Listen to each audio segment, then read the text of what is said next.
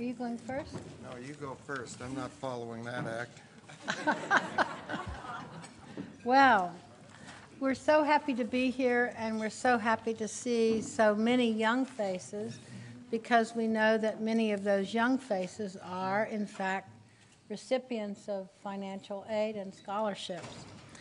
A few days ago, the foundation that I work with on behalf of indigent elders hosted a luncheon. At this luncheon, we gave out our Ageless Award. Now, you've already heard a little indication that we sort of have a focus on older adults. But you'll hear in a minute why that's not the only thing and the only group that we're concerned about. The award that we gave out was given to individuals, of whom one is here tonight, Janine Coles.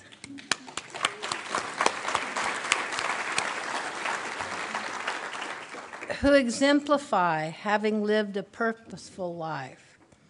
We know from years of research, you heard us call doctors, and Michael will tell you that, of course, we're the real doctors, the PhD kind, not the barbers and surgeon kinds.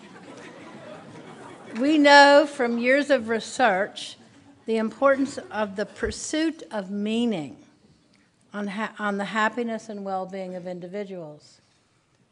One way that Michael and I have chosen to pursue meaning in our lives is our support of scholarships.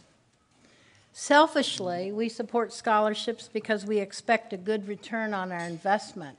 And you're going to see some return, really good return, in a few minutes from Cassie, who's going to speak to you. Because we believe that scholarships, as you've already heard, do create betterment in the community in which we and our families live. But we also derive much pleasure from returning the investment others made in us so many years ago. Many of you know that I could not have gone to college without scholarship assistance. Most of us here today have benefited from the kindness of someone at some point in our lives. To my way of thinking, scholarships are one way to repay that kindness and that investment that others have made in us. Few things have the power to change a life so much, so absolutely. Further, scholarships are a pretty safe investment. They yield a pretty steady return over a lifetime.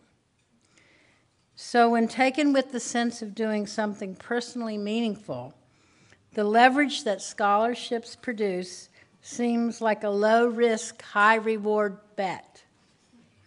For those of you that have already discovered this fact, thank you.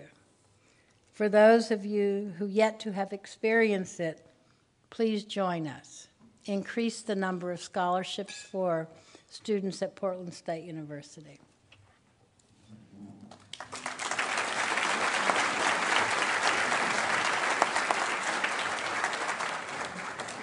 Thank you, dear.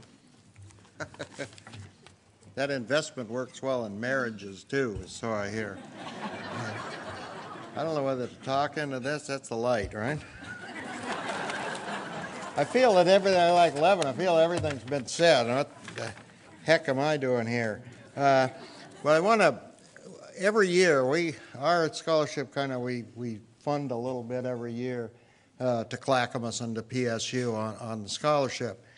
And every year, Trish Hamilton calls me up and says, well, Trish Hamilton with the School of Urban Affairs, and kind of like the mother I should have had or something like that.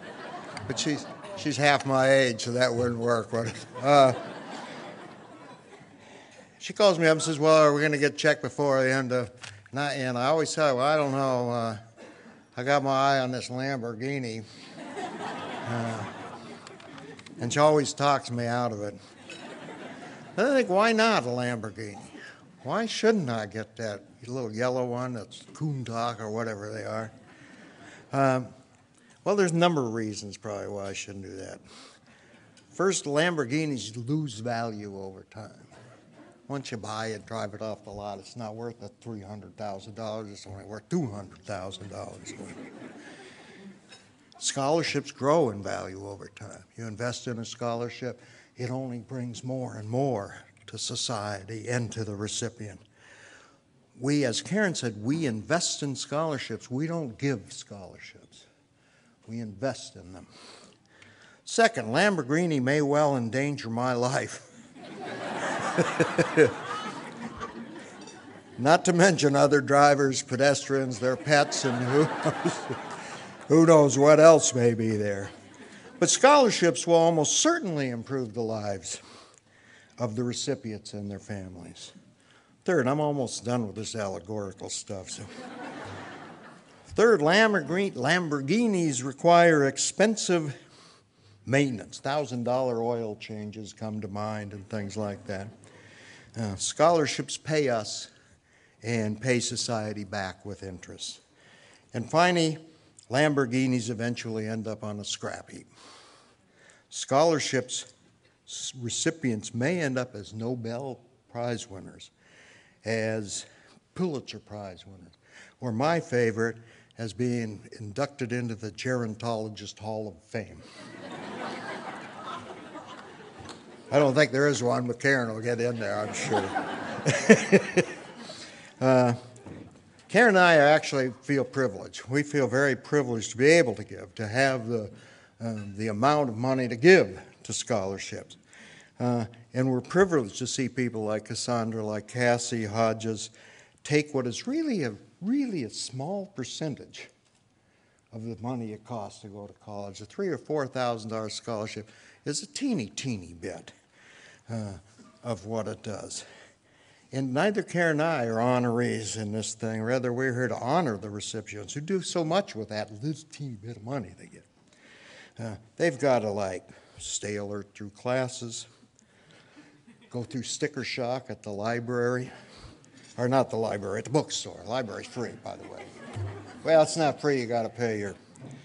but we do that. So, studying instead of spending time with families, lack of steady income, losing sleep while studying for exams, realizing you left your umbrella on the bus this morning.